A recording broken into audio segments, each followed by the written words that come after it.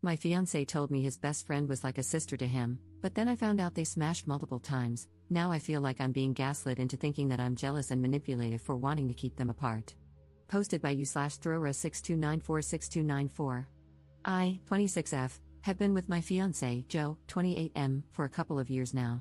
We have a great relationship, he's funny and talented, and we have a lot of fun together, but there's always been one big issue, Natalie, 27F. Joe and Nat are really close friends. It borders on unhealthy codependency for sure. When we met, they were living together, but she was out of the country, so I didn't meet her until we'd been together for a couple of months. They also work together, artists/musicians. When we started dating, Joe gave me a disclaimer about them and their close relationship, but I didn't really know what I was getting into. Once I met her, I understood it. She's the prettiest person I've ever seen in my life. I heard a lot about her, but no one told me she looked like a freaking supermodel. It was jarring too, because Joe is just average. They started writing music together again and performing, which meant a lot of time alone. I was also under the impression that their band involved multiple people, but it's just the two of them. Natalie always invited me to practices and whatnot, but, to be honest, being around them made me feel like a third wheel. Then I saw them perform, and for some reason, they decided to cover this song that felt like a slap in the face to me, especially given the context of the movie. It's not even their genre. I was extra upset because there's that line, "You can always come in my back door," and we've had issues because I don't like butt stuff. She even bent over and gave a little wink, which made me so mad. Joe just laughed it off and said the song was funny and gets a good crowd response. And they're affectionate. I mean, they're not kissing, but they're always close. Anyway, she ended up traveling a lot for a long period of time for a good career opportunity. I had to talk Joe out of joining her, and things got a lot better with us. We even got engaged, and it was great. Then, for Christmas, we went to his home country so I could meet his family, and things went sideways as hell. First off, Nat was in every family photo, going back years. Then his mom was asking about Nat and later said she'd be out to visit the next week. Joe had a bit too much to drink at this point and got emotional about that, saying he wished he would have known because he would have changed our plans. I pulled him aside and told him I wasn't comfortable with how intertwined she was with his family, especially if we were going to get married. I asked if something could be done about that, and he laughed in my face and told me I could be the one to bring that up with his mom. So I did. His mom looked at me like I'd slapped her, and then the whole family got upset. Joe got really mad at me, and we left. Apparently, she was a foreign exchange student or something, and they were immediately best friends. They were weird kids and didn't have other friends before each other. Every year they alternated staying with their families, between Ireland and Germany. I never knew about this, but there were things, like, we were watching a movie once, and a character was speaking German, and Joe was able to translate. When I asked him, "WTF, you speak German?" He gave me a weird look and was like, "Yeah, that's where Nat is from." Then, when they were teenagers and the two were in Ireland, Nat's family was killed back in her country, so she stayed there with his family until they moved out together. And they've basically been side by side since for 15 plus years. They lived together and went to school together, and then lived together and worked together, since they were like 12. Apparently, there was one school year their parents decided not to put them together, and they both reacted so hostilely and started acting out with crime and substances that their parents gave in. I don't know why I didn't know this and started to wonder what else. I asked if they'd slept together, and yes, they sure did. About 6 years ago for like a year. Then, one night, Nat kissed a guy and Joe beat the crap out of him. They got into a fight, decided sex was complicating things, and then just stopped. But they also hooked up a few times since. I freaked out. After all the "she's like my sister" BS. Joe insisted it didn't mean anything, but WTF. He kept saying it was purely physical and there were no feelings. But if there weren't feelings, how did things get complicated then? Well, regardless, we managed to talk it out but didn't go back to his parents. He argued that they were barely even friends anymore since he hasn't seen her in so long, and I did such a good job tearing them apart. I told him he asked me to marry him and should act like it. We fought for like 3 days until he got sick of it. Last week, he got a call from her. I heard him get upset and argue, then he started to leave. I asked him WTF, and he just said Natalie was in trouble and he needed to go to her, and left. Just hopped on a plane and left, just like that. If I hadn't asked, he probably wouldn't have even said a word to me. So naturally, I was pissed. I started drinking and sent some angry messages. I basically told him that if he was going to leave like that and run to her, he made it clear he was choosing her over me, and he shouldn't bother coming home. His response was just okay and that he would come back soon to get his stuff, which really pissed me off. Yesterday, I talked to our mutual friend Chloe, who told me that Natalie was in a bad situation and had called Joe from the hospital. I felt kind of bad then and wondered why Joe didn't tell me that detail, so I called him. It wasn't a good conversation. I told him I understood why he left, but since she's okay now, he should come home. He disagreed and completely flipped out on me. He said that if I hadn't kept them apart and put distance between them, she might have opened up to him about the stuff she was dealing with, and he could have helped. He called me manipulative and jealous. I do feel bad, but I still don't think I did anything that bad. Chloe told me she'd be surprised if Joe wants to work things out. I love him, but this situation is so weird. I just want some advice. Is our relationship salvageable? Is what I did really that bad? Should we even bother, or should I just let him and Natalie do their weird not a real couple BS? Up in the comments. Just to clarify some things since I was a bit emotional when I first made the post. Joe and Natalie lived together this whole time up until a year ago when Joe and I got an apartment together, and it's been just the two of us living here. Natalie was upset at first but ultimately supported our relationship. She came over kind of frequently until I got weird about her being around so much, and then she took a step back. In August, she got the job opportunity, and Joe was originally supposed to go with her since they're a team, because of course they are. I didn't really think it was necessary. Joe said I could travel with them too, but I managed to talk him into staying back and trying to pursue some things on his own without being so attached to her. He got a real job but never seemed too happy with it. I think he just missed her a lot. We had this weird issue come up shortly before we got engaged in November. Natalie was back in town, and they met up privately. I'm not sure what happened, but Joe was upset afterward and mad at her, calling her selfish and whatnot. He had already asked my family for permission to propose to me. So when I talked to my sister, after we got engaged, she said she thought maybe Joe told Natalie he was going to propose and she tried to talk him out of it. Now, at this point, I think Joe maybe gave her an ultimatum, and her response was that he should marry me. I think it broke his heart. I knew they were friends for a very long time, and I knew she was close with his family. I just never knew the extent of this. He took off on a plane the other day because she was violently attacked by one of her colleagues. Joe felt responsible because he was originally supposed to be with the group. I think that's why he took off the way he did. He still hasn't told me what exactly happened to her, I just heard it from other friends. Maybe he was trying to respect her privacy, I don't know, but telling me something would have been nice instead of waiting for me to ask for explanations and make demands. I really appreciate everyone's advice. I'm going to have a talk with him and tell him he needs to figure out his relationship with her, but I'm done. I can't do this anymore. I'm so sick of being a silver medal. Update 1 day later. Hi everyone, it's me, the one from yesterday's post about my now ex-fiancé. I just want to start by saying that I really appreciate everyone's input and suggestions. It helped me so much and gave me that push to finally address what I already knew needed to be done. A lot of people ask for updates, and a lot has happened in the last 24 hours, but since the original post is locked, I hope it's okay to post here.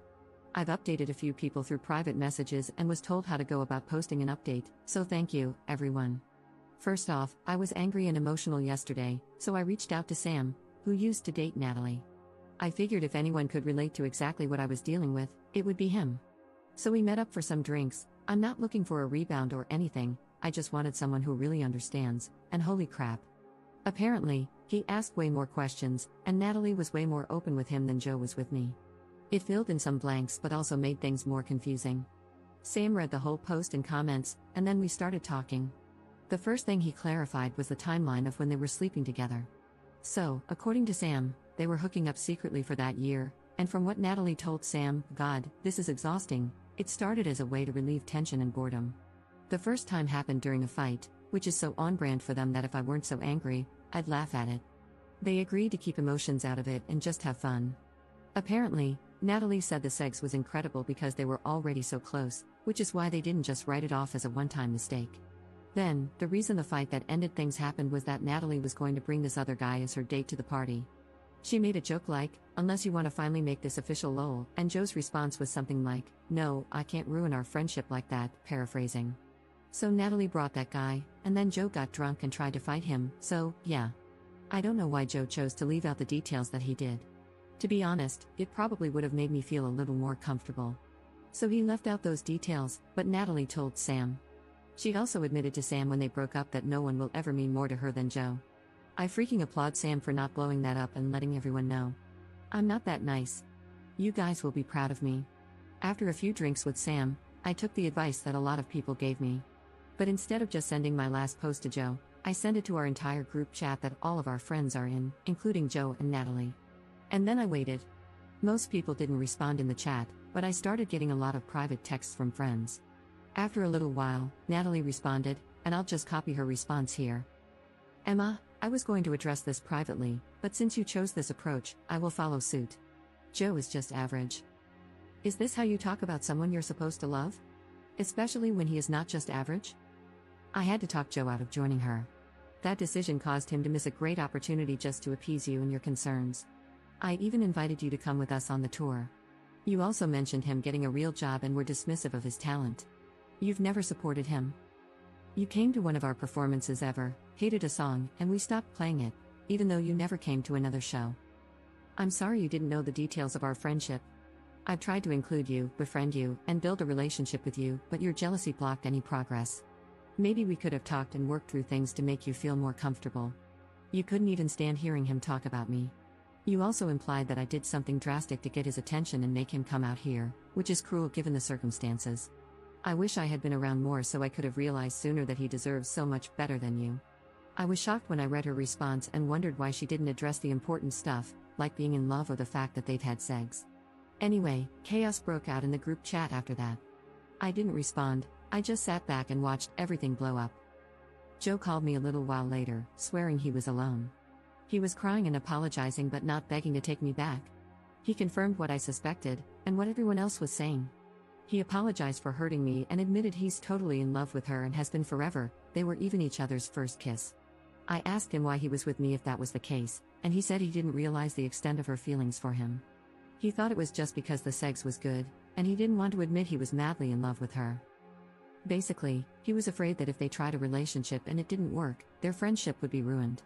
Their friendship was so important to him that he would rather be quietly in love with her forever than risk losing it. And that's where I came in, I guess. He admitted he was in denial about his feelings for her and hoped it would be easier to have her as just a friend if he focused on a different relationship. I cried, yelled, and called him every name I could think of. I'm still shaking. He admitted it was a horrible thing to do to me and that he never wanted to hurt me. His insecurity caused this entire mess. Obviously, things are completely over between us. From what it sounds like, Joe now realizes the full extent of her feelings for him, which makes me think she finally fessed up after seeing that post. Good for them, I guess. I hate them both, and I hope they drive each other insane. I've thrown out most of his stuff, and instead of giving the ring back, I'm going to sell it and do something fun with the money. Edit. A lot of people are calling them cheaters, but I'd like to clarify that I'm 99% sure neither of them cheated on anyone, aside from their ongoing emotional affair. Some of my wording might be confusing, and I apologize for that. I've calmed down a bit, but I'm pretty worried about Natalie, to be honest.